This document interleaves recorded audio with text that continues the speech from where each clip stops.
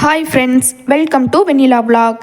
எப்போவும் சாம்பார் காரக்குழம்புன்னு செய்யாமல் வித்தியாசமாக மொச்சப்பயிர் குழம்பு செய்யலாம்.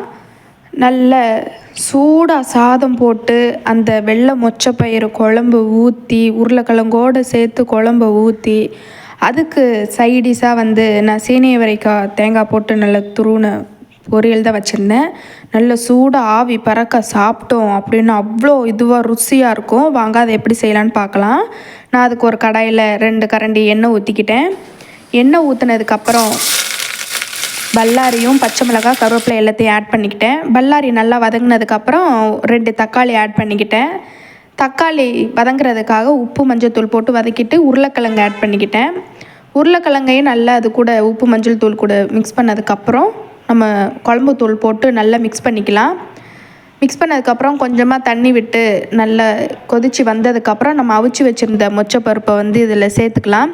சேர்த்ததுக்கப்புறம் நல்லா மசாலாவோடு சேர்த்து கிண்டி விட்டதுக்கப்புறமா குழம்ப தாளித்து விட்டுக்கலாம். அவ்வளோ ஒரு மணமாக இருக்கும். இந்த மொச்சப்பருப்பு குழம்பு தோலோடையும் போடலாம், தோல் இல்லாமல் போட்டால் இன்னும் ருசியாக இருக்கும். நான் அது இன்னொரு நாளைக்கு போட்டு வைக்கிறேன். இதுதான் நம்ம வீட்டோட சமையல். நீங்களும் ட்ரை பண்ணி பாருங்கள். சப்ஸ்கிரைப் பண்ணாதவங்க சப்ஸ்கிரைப் பண்ணுங்கள். பாய்.